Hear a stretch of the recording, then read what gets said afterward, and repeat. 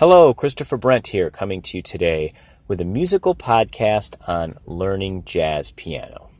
So, I am a piano teacher and a music educator, and I have a music degree in piano performance, which means that when I was in music school getting my degree, I primarily studied classical piano music.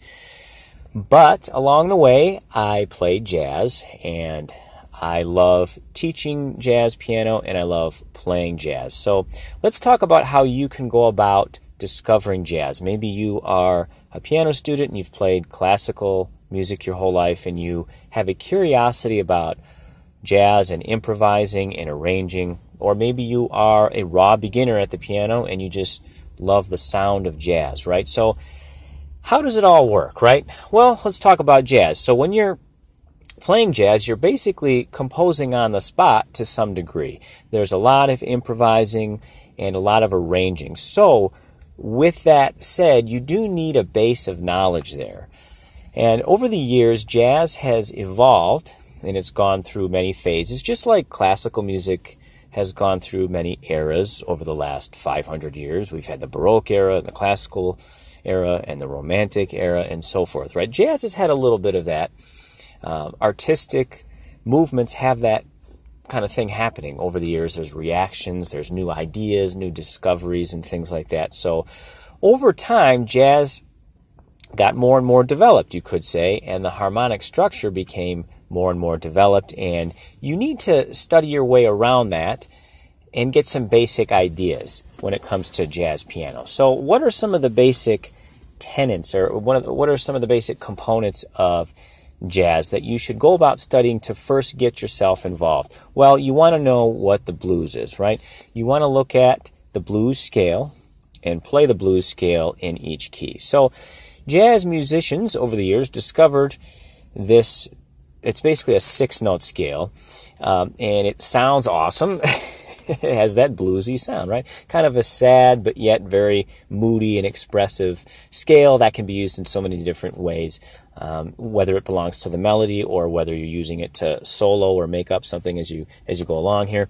But basically, instead of a C major scale being C, D, E, F, G, A, B, C, the blues scale would be C, E flat, F, F sharp, G, and B flat. So you have this rearrangement of things, and it makes a really cool sound, right? And you want to look at making your rounds this way in all 12 keys here. So you want to, at first, be really comfortable with the blues, and you want to listen to some blues or some jazz. Basically, listening is a big part of it, because over the years, jazz became what it is by means of just artistic communication and sharing of ideas and sounds through musical conversation. It's a street form of music, basically. So for that reason, it took a while for a good educational curriculum to come about as far as teaching jazz music and teaching jazz piano. So over the last 40 years, jazz education has really come a long way, and there's been some great schools that have implemented jazz programs, and there's been some great publications and awesome books, and I'll talk about some of those as well and give you some recommendations to help you. So jazz education has come a long way in the last 40 years or so, but jazz itself is well over 100 years old if you want to give a timeline here. This is 2018, so I mean really you're going back to the late 19th century. And then, of course, as many cultures make their way to the United States, this melting pot of cultures, it really flourishes, and jazz takes off really into the 20s and 30s and 40s. And each decade kind of has a new thing coming along. And that's something you want to get familiar with, too. You know, what's the difference between swing, and what's the difference between Latin and bebop, right? Well, you got to look at all of those different aspects, right? Understanding swing is kind of the next big thing. After you get familiar with the blues, you want to study rhythmically what's going on with swing and the swing rhythm and sort of the long, short idea, right, with the eighth notes. And where's the emphasis, right? In swing, we often hear some emphasis on beats 2 and 4. Where the emphasis where is the emphasis, I should say, in each particular style? Where's the rhythmic emphasis when you're listening to Latin music, right? That's a different kind of thing right there. So we have these different cultural ideas coming along over the years, and we have different sounds. So listening is really how you're going to get some ideas in your head about what you can do. Because when you're playing classical piano music, you're basically reading each note that the composer writes out very specifically. You don't really necessarily even have to listen to a recording when you're playing classical music. You can, and it's helpful, but you don't have to. With jazz, you want to listen and see how musicians have gone about communicating this, and that's really another way you can learn. You can hear sounds and hear melodies and hear chords from a recording and use that, and you're playing by ear a lot when you're playing jazz. So some things you want to do to just kind of review that, you want to get familiar with the blues, and you want to do a lot of listening, and you want to try to understand the differences between swing and bebop and Latin and all of the other aspects. And then the next thing you want to do after that is you want to understand all of the different hats that you wear as a jazz pianist. When you're playing jazz piano, you're not just necessarily playing solo. Sometimes you are just sitting at the piano and making solo piano arrangements, but other times you're maybe playing with a trio, or maybe you're playing with a quartet, or maybe you're playing in a big band. So there's different things that you're going to be doing, or maybe you're accompanying a singer. I've done a lot of accompanying over the years, accompanying jazz singers. So I'm going to be approaching that a little bit different than if I were playing in a big band. I'm primarily comping. And comping is something that's going to be a little bit different.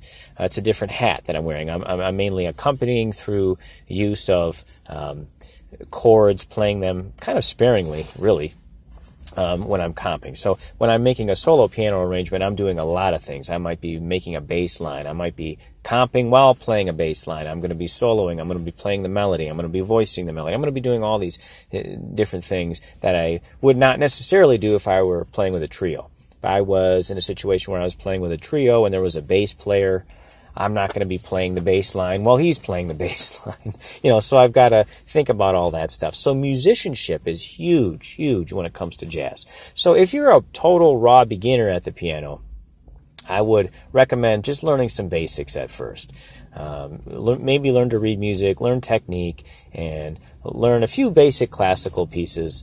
And then work your way into learning the blues and learning chords and seventh chords and ninth chords, and maybe pick up a real book and start learning some melodies and trying to make some basic arrangements, applying some chords in your left hand and things like that. So little by little you want to work your way into it. But you want to also be doing a lot of listening. Listen to Duke Ellington, Miles Davis. If you're wondering about pianists, Bill Evans is kind of a legendary figure in jazz. You want to do a lot of listening to all of these legendary figures and hear what they did, and maybe do some research about what they were influenced by. So there's so many influential elements that were working, like the French Impressionist piano sounds of Debussy and Ravel were actually heavily influential on many jazz artists over the years. So you want to look into those things because the harmony is very similar. So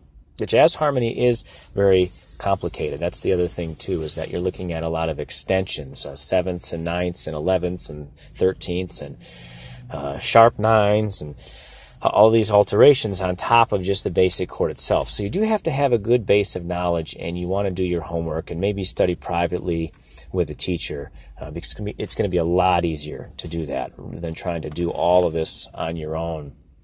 It'll be actually a faster process for you, I think, if you try to find a good teacher. So some good literature out there. Obviously, you want to get a real book, which is basically a book of jazz standards that has the melody and chord symbols above that. You want to get yourself a real book in C, basically a C real book, and you can start learning your standards. There's another good book out there, mainly for beginning jazz pianists. It's called the Real Easy Book, and it's basically it says the Real Easy Book, Tunes for Beginning Improvisers. It's a great book out there that has maybe 30 or so standards, and it gives you a chart, and it gives you supplemental material, and it shows you some chord voicings and it gives you scales that will be useful for soloing and improvising. So it gives you the melody and the chart, the layout to play the tune, and then it'll give you the supplemental material, which will be basically 3-note chord voicings and maybe a blues scale. It'll give you a sample bass line. So it gives you all of these supplemental tools to give you some ideas to start making some arrangements. So that's the Real Easy book. Volume 1. I believe there's several volumes, but you want to start with Volume 1. Another great publication is the Jazz Piano book by Mark Levine. That one is going to be a little bit more for the advanced student or someone who has a good sense of musical knowledge already. There's also the Jazz Theory book, which is another big theory book, mainly geared towards jazz theory, obviously, by Mark Levine. So you have the Jazz Piano book and the Jazz Theory book by Mark Levine. There's another book out there by Frank Mantooth.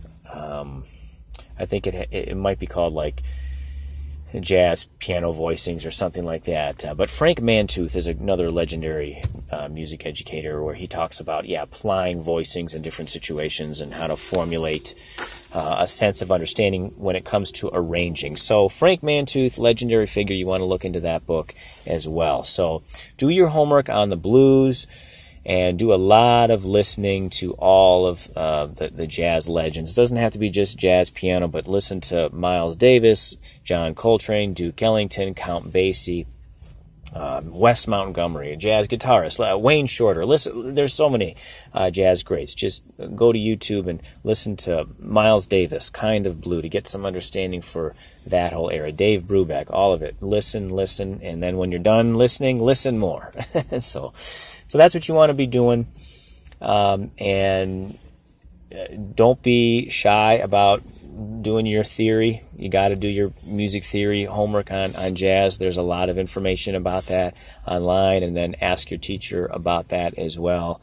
And you've got to know your scales and your arpeggios. There's a great jazz teacher here in the Detroit area that I studied with who was just absolutely got down to business with everybody in his studio about you have to know every scale, every arpeggio, forward and backward, and then everything else you got to play in thirds and sixths and all of these things. And then he would make the system where you write little on pieces of paper. You write the scale and you put them all in a hat and you pull the scale out of a hat and you play that scale.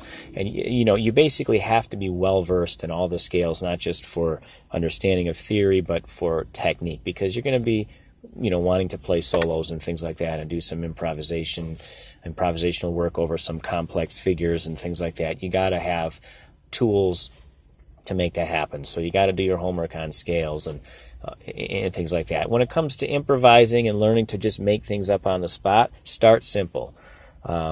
Maybe just take a C blues or something and just play very simple parts in your right hand as a solo element.